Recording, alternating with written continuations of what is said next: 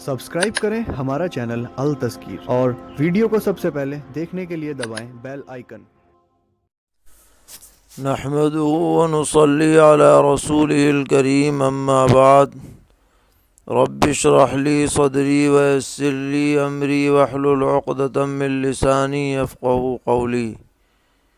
दीनी रहनुमाई की मजलिस नंबर 129 में सभी सामिईन की खिदमत में अस्सलामु अलैकुम व रहमतुल्लाहि व बरकातुहू अर्ज़ है। आज की मजलिस का पहला सवाल यह है कि क्या हर नबी अलैहिस्सलाम का कलमा अलग अलग था? अगर था तो उसकी तफसील क्या है? जवाबन अर्ज़ है कि यह तो कहीं सराहत नज़र से नहीं गुज़री कि हर नबी का अलग अलग कलमा क्या था, लेकिन कुरान पाक की मुतअद्दिद आयात से ये बात मालूम होती है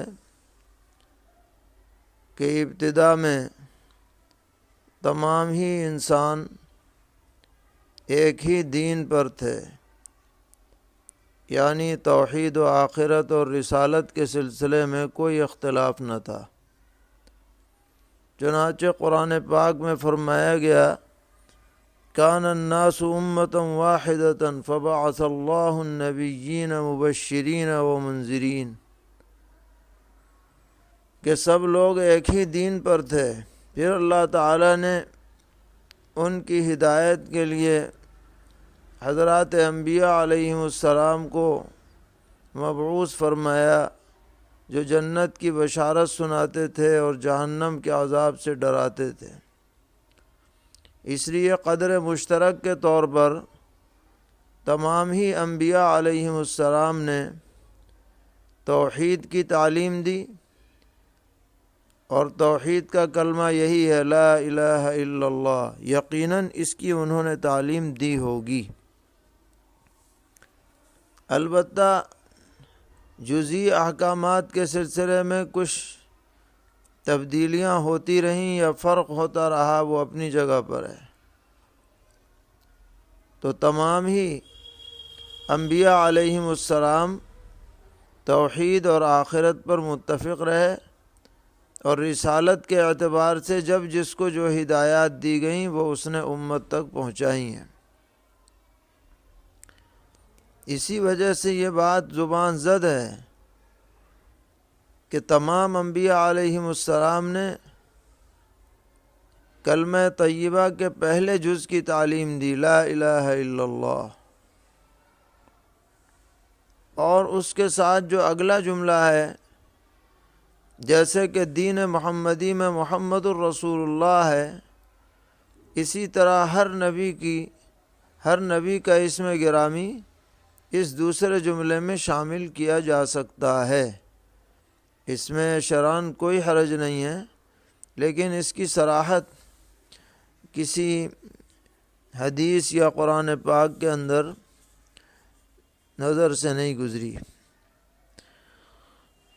एक साहब पूछते हैं कि यह हदीस है कि मन तमस्सक बिसुन्नती इंद फसादी उम्मती फलहु अजरु मिअती शहीद, यानी जो आदमी मेरी उम्मत के बिगाड़ के ज़माने में मेरी सुन्नत पर कायम रहे, मजबूती के साथ उसे पकड़े रहे, तो उसको 100 शहीदों के बराबर सवाब मिलता है।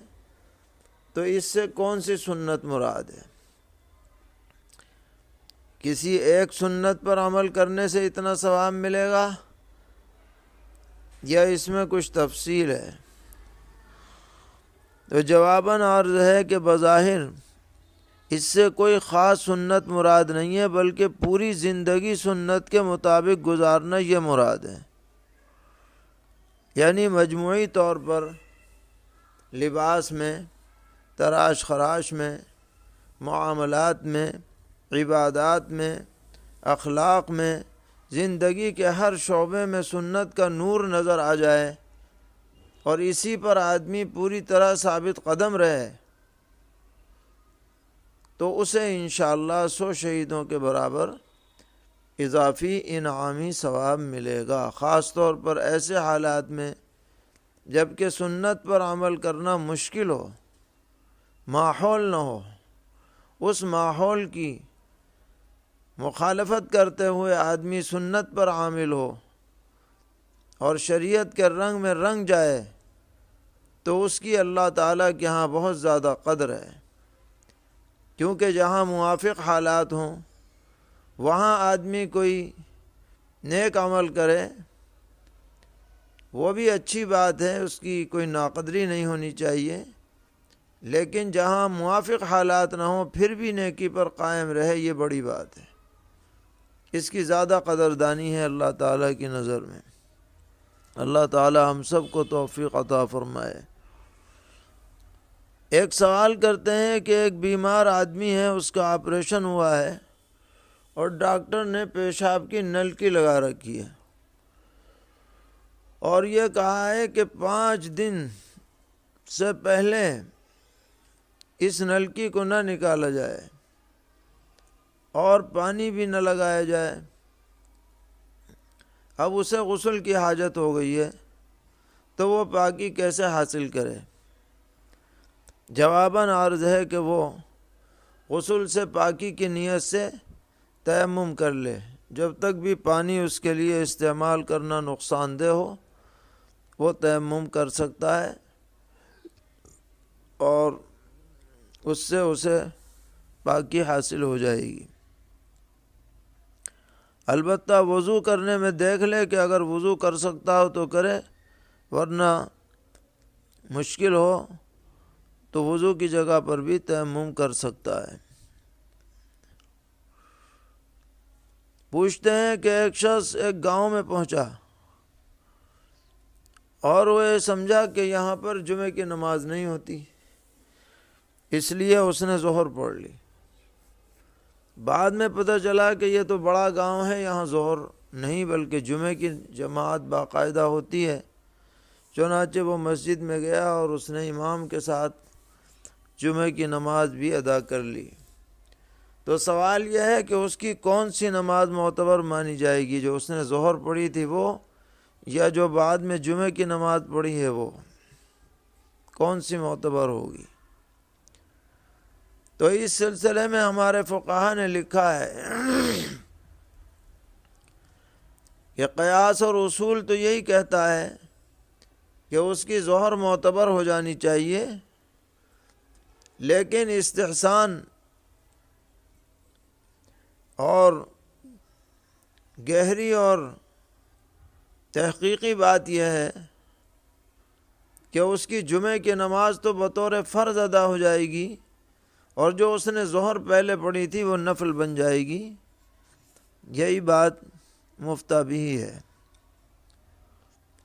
سوال کرتے ہیں کہ ایک جگہ جانے کے لیے ٹرین کا راستہ مسافت سفر سے کم پڑتا ہے، لیکن اگر اسی شہر میں بس کے راستے سے جائیں تو مسافت سفر سے زیادہ لمبائی ہو جاتی ہے، تو وہاں جانے والا قصر کرے گا یا پوری نماز پڑھے گا؟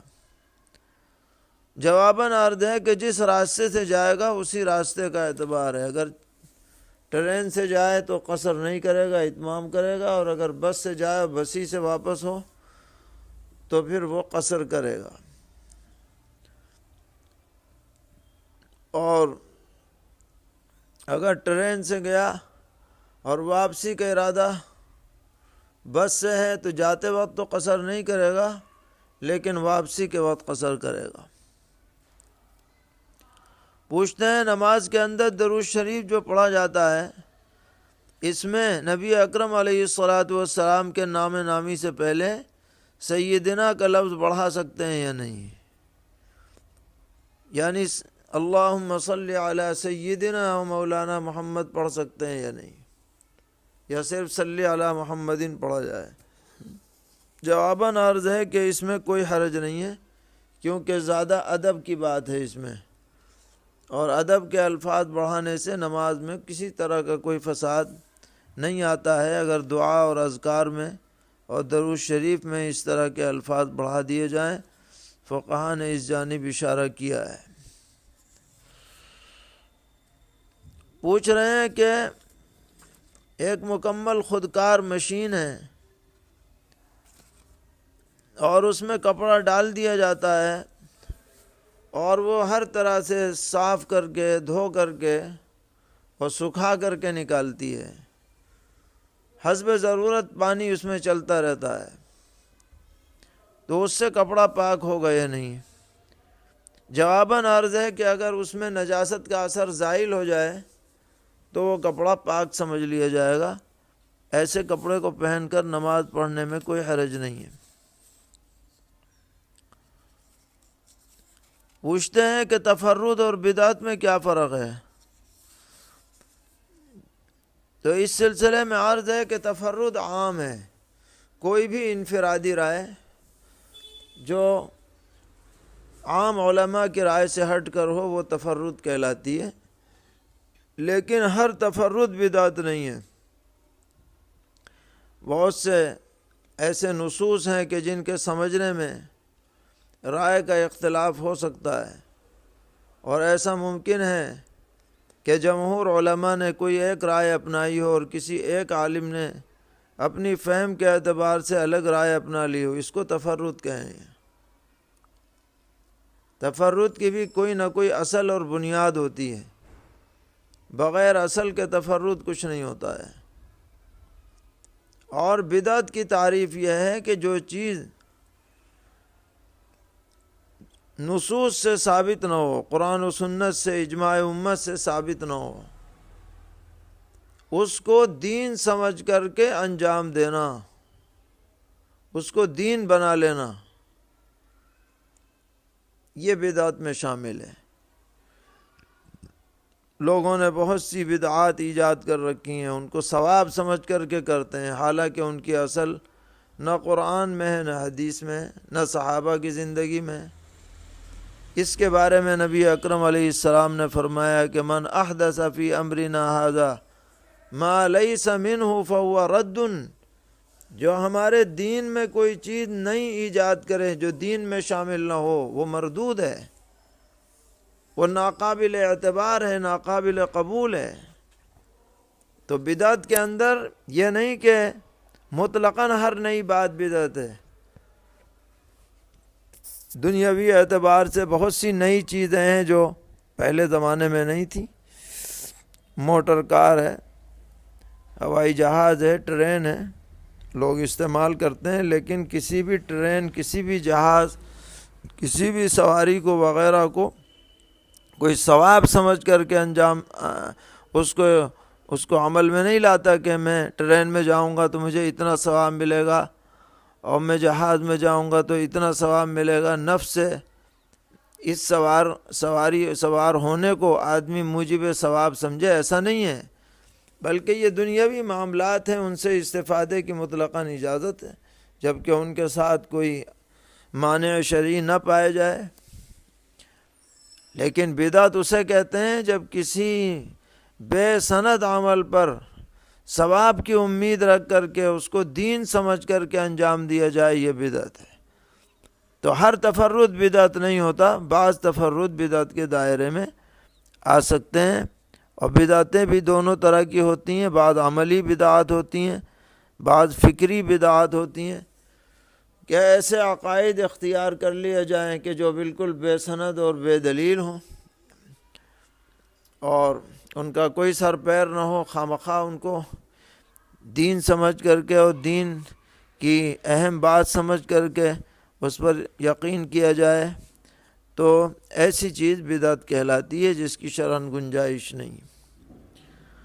پوچھتے ہیں میرے مکان کا کرایہ 10,000 روپے طے ہوا تھا، اب مالک مکان کہتا ہے کہ اگر تم 10 لاکھ روپے یکمشت دے دو تو مکان کا کرایہ صرف 500 روپے کر دوں گا، اور چند سال بعد یہ 10 لاکھ بھی واپس مل جائیں گے جب میں مکان خالی کروں گا، تو یہ شکل جائز ہے یا نہیں؟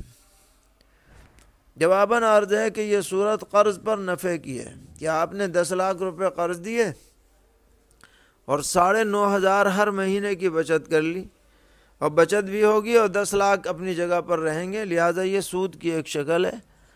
پیغمبر علیہ السلام نے فرمایا کہ جو آدمی قرض پر نفع حاصل کرے وہ سود ہے، اس لیے اس طرح کے معاملات سے بچنا چاہیے۔ پوچھتے ہیں قرآن پاک کی آیات کو اس انداز میں لکھنا کہ تصویر بن جائے کسی جاندار کی، جیسے کہ آیت الکرسی اونٹ کی تصویر کی بنائی جاتی ہے وغیرہ، تو یہ درست ہے یا نہیں ہے؟ جواباً عرض ہے کہ یہ طریقہ قطعاً جائز نہیں ہے، بلکہ یہ قرآن پاک کی توہین ہے، ہرگز ایسا نہیں کرنا چاہیے۔ پوچھتے ہیں منزل کتاب پڑھ سکتے ہیں یا نہیں؟ جی ہاں، اسے پڑھ سکتے ہیں، اس میں اکثر قرآن پاک کی آیات ہیں، اور یہ ایک مجرب وظیفہ ہے، جو آدمی بھی اس کا اہتمام کرے گا انشاءاللہ برکات سے فیض یاب ہوگا۔ معتبر اکابر نے اس کی تعلیم کی ہے۔ پوچھتے ہیں فوم کا 1 انچ یا 1.5 انچ کا گدا جو کھڑے ہونے کے بعد معمولی سا دبتا ہے اور اسے کمروں میں کارپیٹ کے نیچے بھی بچھایا جاتا ہے، اس میں باقاعدہ اسپنچ نہیں ہوتا، اس پر نماز پڑھنے کا کیا حکم ہے؟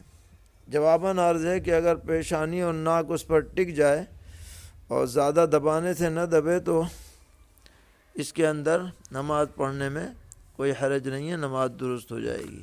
ہاں ایسا نرم ہو کہ سر دبتے ہی چلا جائے اور ٹکے نہیں تو نماز درست نہیں ہوگی، دیکھ لیا جائے۔